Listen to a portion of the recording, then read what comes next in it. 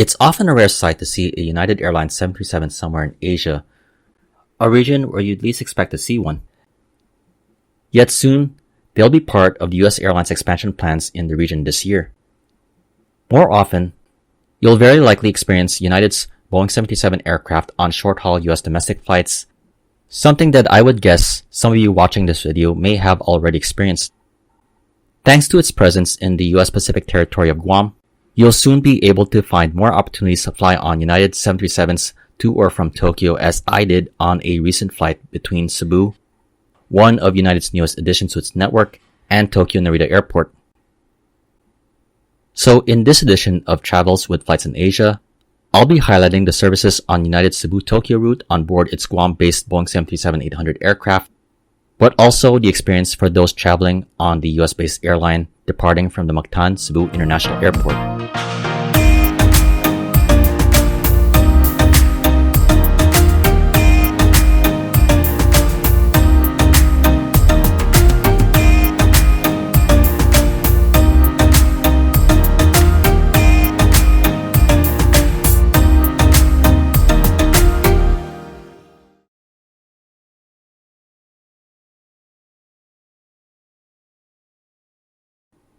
Maayong aga, hello and good morning from the city of Cebu in the central Philippines, a city that may be familiar from previous flight reports. Though this will be different as we'll be flying on United Airlines from Cebu to Tokyo's Narita Airport, a fifth freedom route which was just launched last October of 2024. This new route added to United's presence in the Philippines, where it has served flights from Manila to both Guam and Coron, Palau. And more recently, the airline added non-stop flights between Manila and San Francisco. Cebu is United's second destination in the Philippines, and for the Mactan Cebu International Airport, is the first US-based airline that is serving the central Philippines city. Cebu is just the start of an expansion that United is planning in Asia, using Boeing 737 aircraft from Guam, a hub that the airline inherited from the former Continental Airlines. United has previously announced that it'll be launching new routes from Tokyo Narita to Ulaanbaatar, Mongolia, Kaohsiung, Taiwan, and adding another connection to the island nation of Palau. So for those of you who are loyal United flyers, or those who are up for the challenge, it's already possible to fly on all United 737 aircraft all the way from the US East Coast, all the way to Cebu or Mongolia.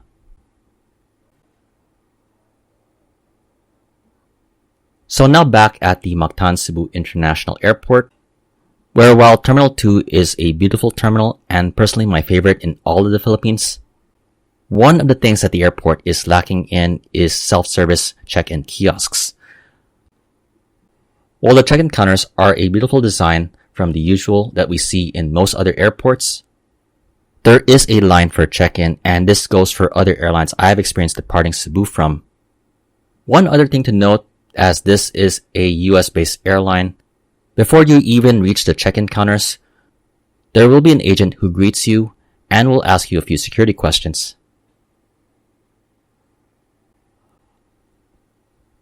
While I could complain further about the line to check in, the airport is for the most part a much better experience compared to traveling out of Manila. Besides our United flight this morning, there were a few other departures, so the immigration and security checks did not take that much time.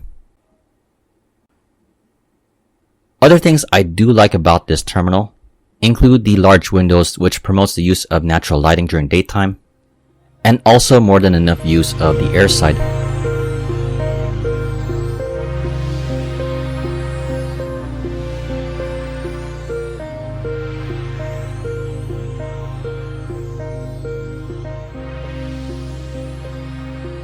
Since I was flying on regular economy, I wasn't so sure if United was giving the premium and business class flyers the pass to get into the Plaza Premium Lounge, as it's the only main premium lounge that I saw in the airport, the other being the Mabuhay Lounge for Philippine Airlines.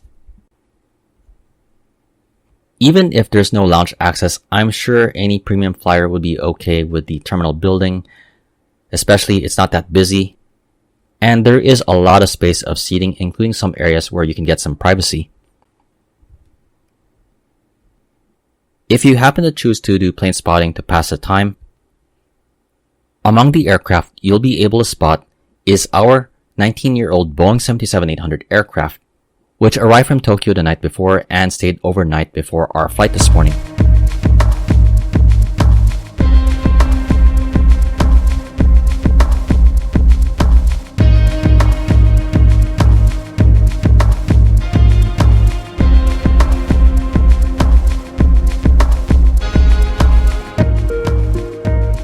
Unlike some of the other 737-800s you may have seen in Asia or other parts of the world, United and a few other US-based airlines does have some distinct characteristics on their aircraft, such as the split scimitar winglets and a noticeable lump on its fuselage, which houses its in-flight Wi-Fi system.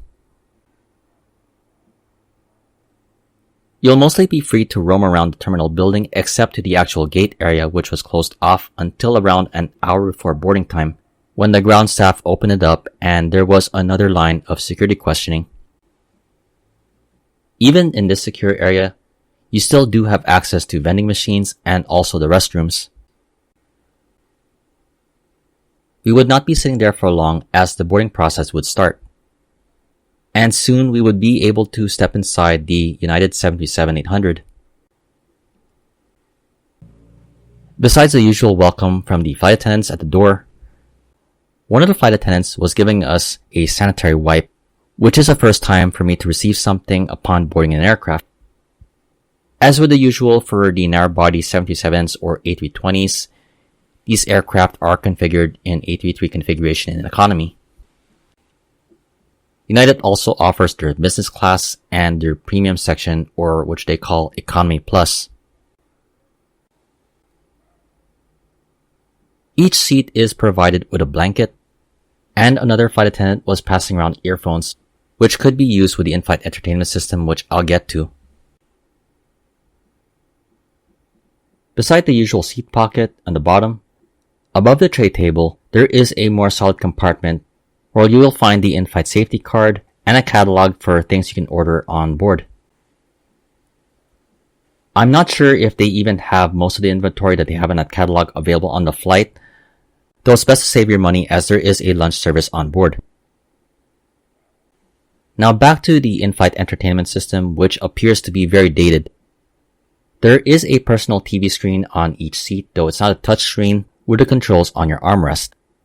There isn't much of a selection available, as there is only 9 channels, including the flight map, but despite the dated system, the armrest controls actually was responsive. Along with the movies in English, there were also 2 films from Japan, one from Korea and one from China as well. One peculiar feature on the seat appears to be a card reader, though I'm not sure what is the use for it, so please feel free to share more information about it in the comments section. Besides the dated seat, the flight attendants would inform us that the Wi-Fi system was not available, and even more disappointing, the seats do not have any charging ports. If you are picky with your in-flight entertainment options, I suggest to bring your own device that is fully charged before the flight. Regardless of my thoughts on this seat, this would be my home for the next few hours, as announcements were made in both English and Japanese. In addition, the signage throughout the aircraft is written in both languages. After the United safety video was played, we then pushed back for an on-time departure from Cebu.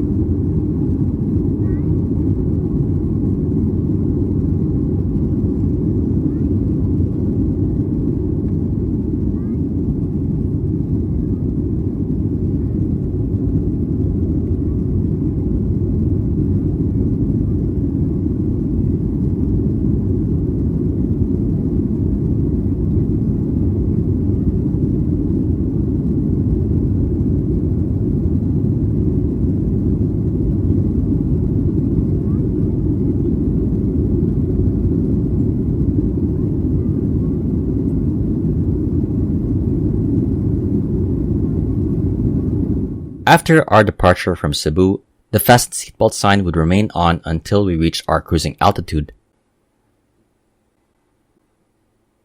Once the fasten seatbelt sign was turned off, the lunch service was started and we had a choice between noodles and chicken, which I selected the noodle option.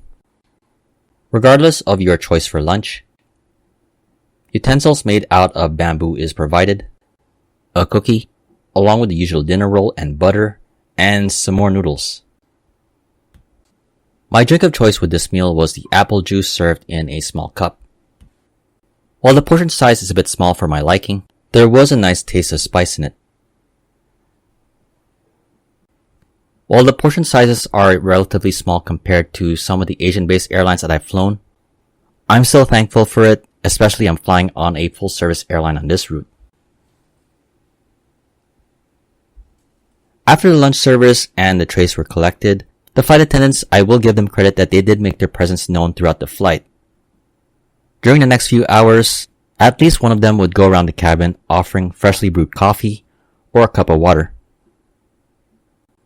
This would continue as we got closer to Japan and before our descent and approach into Narita Airport.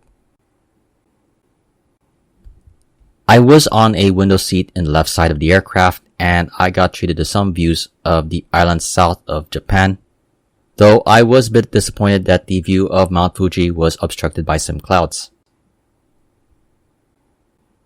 Ahead of the actual start of the descent into Narita Airport, the captain informed us of the timing of when the fasten seatbelt sign would be turned on and advised for any use of the restroom before that.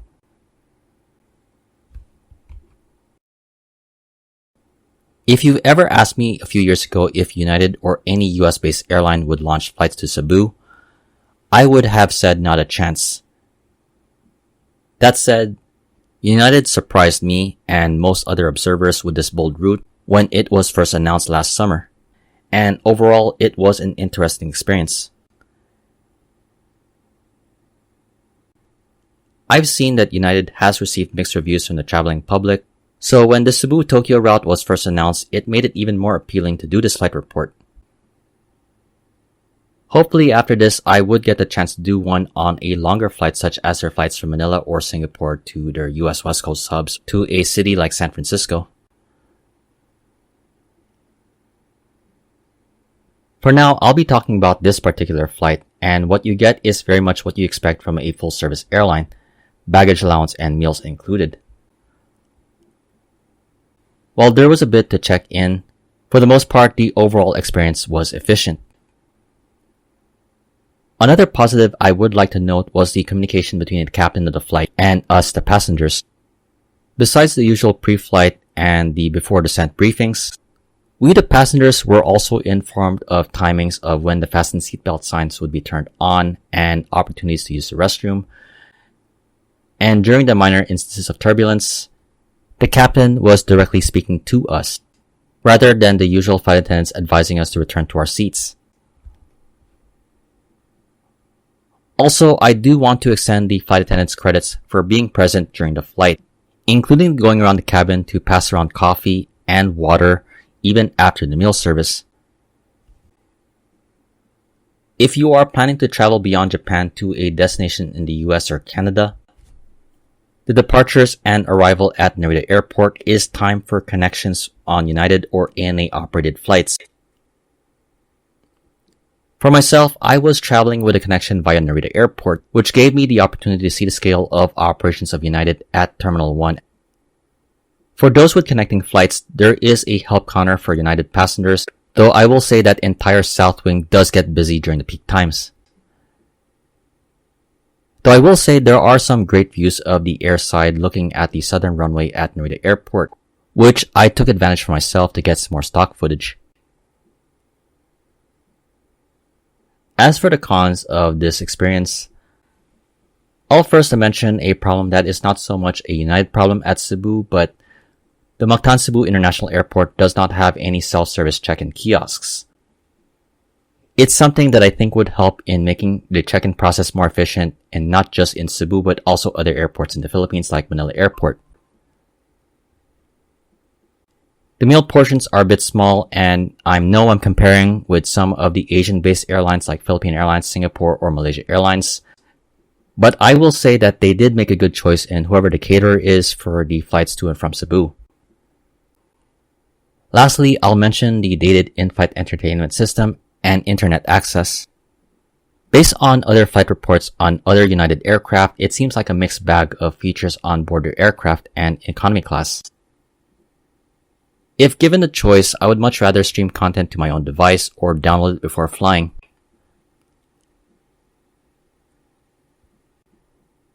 Between Cebu and Tokyo, if you can find a good fare with United and want to try it, it's definitely worth considering. But I think this route is catered more for those who are connecting to the US with United, All Nippon Airways, or the other Star Alliance member airlines. There's things to improve on, but United does get certain things right on this route and their services in the Asia Pacific. I definitely hope you enjoyed this flight report as much as I did enjoy making it. What are your thoughts on this flight report on United's flight between Cebu and Tokyo using Guam-based Boeing 737-800 aircraft? I definitely would love to hear your thoughts in the comment section below. In the meantime, this has been Flights in Asia, highlighting the news and updates from the aviation and travel scene in the Asia Pacific. If you like this video, please like, comment, share, and subscribe. Thank you for watching and have a great day.